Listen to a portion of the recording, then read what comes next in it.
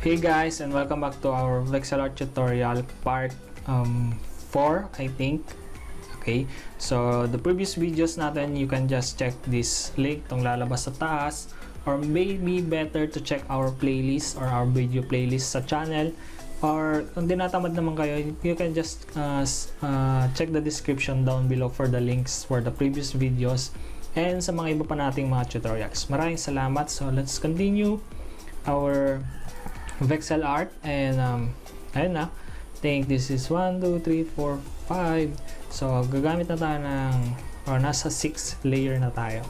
Okay, so let's continue and let's add a new layer. Yan, new layer tayo, and then let's trace this part again of the reference, yung favorite part natin. Okay, sorry. Ito na. Yan. Then, trace natin. Yan. Oops, sorry. Ayun ako. Naglolo ko na talaga yung control. Zoom na. Z na yung napipindot ko. And then, what we're going to do is to select yung last layer natin, last color natin. Gagawin siguro natin 80. Ito ba? 60. So, 80 ito. Let's add a layer mask, and siguro burahin ko na lang konti. Okay, parang ganun. Okay, so let's continue by combining the shapes. Okay, this part, combine na natin to. Yan. So kung mapapansin nyo, parang cycle lang siya, paulit-ulit. Siguro kunin ko na rin this part. Yan, trace natin ganun. Then, like yung ginagawa natin dati, we're going to, pero mas malaki na ngayon. Yan. Then, subtract. Okay, so we're good with that. Then, let's continue tracing. New layer, or combine, I mean. Oops, bumalik siya sa dati. So, subtract. Okay, so let's click, and then make sure to combine. Okay, so iwasan natin konti yun, lagyan natin korte, and then make sure to combine pa rin, tapos i-subtract natin tong part na to kasi light siya eh. Ayan. Okay, so I think that's better. Erase siguro. Yan, so I'm good with that. So, babalik lang ako dun sa previous layer natin. Medyo lambas ko lang siya konti. Oops, sorry. I'll make sure to, yan. Okay, so something like that. I think we're good or done with that. Then, let's go back to the reference. Same layer, combine. And then select natin tong part na to.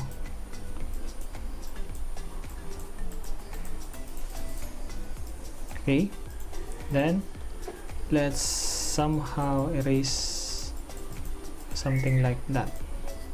Hoy, dumating na yung mga kapitbahay na yung maiingay. Okay, kung may naririnig po kayong batang umiiyak sa umiiyak sa videos natin, ayan, nagmumura agad, kararating pa lang nila. Okay, sorry for that background noise. Yan. Then ganun na lang natin, iniwasan ko lang yung pangalan nito, yung light part. Yan, trace ko na lang. So yan, iwasan ko lang konti. Yan, iwasan ko din yon. So na tayo mag-close. Yan, trace. Ganon.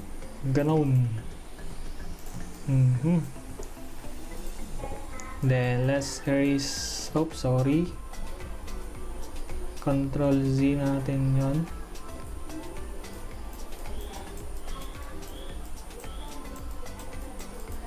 Then let's bura-bura. Letter E. I think we're good on that part.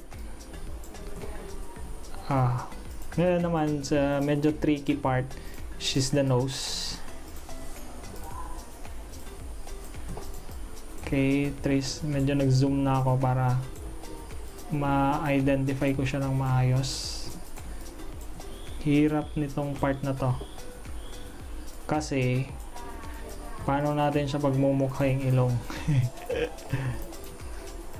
Then, maybe let's trace also this part. Yan, trace natin yan, mga lods. Okay. Siguro, sorry, ganun na lang muna. Aha! So, let's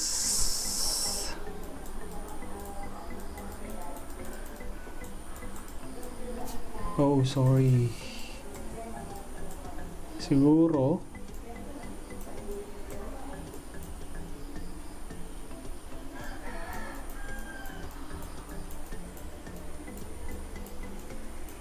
okay, something like that. Then burahin natin dito sa bandang to.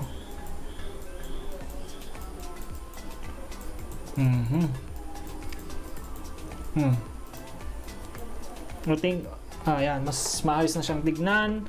Then syempre combine pa tayo ulit kasi this part of the image ay dapat ting bigyang pansin.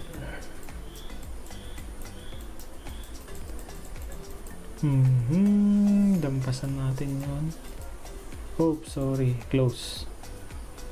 Okay, so let's sorry.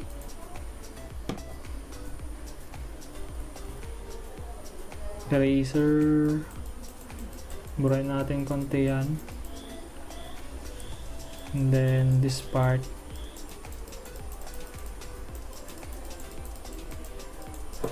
Okay, so something like that mga lods, and think I'm happy with the output. Siguro gaganan ko lang siya konti. Then burahin ko yan. I think yun. So what part pa ba dapat natin ayusin? This part. So let's combine. Sorry, mali.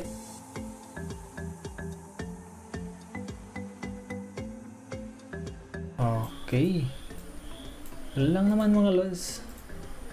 And then let's erase this ng maayos.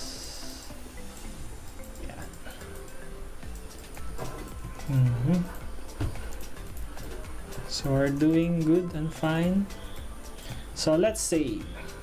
Okay, so ayun lang for this video tutorial mga lods, and siguro sa next video natin ayusin na natin yung shadows, or maybe magtatrabaho na tayo sa eyes, or maybe sa lips. Depende kung ano nang pwede natin gawin mamaya. So maraming salamat mga lods, and see you on the next video. Thank you so much.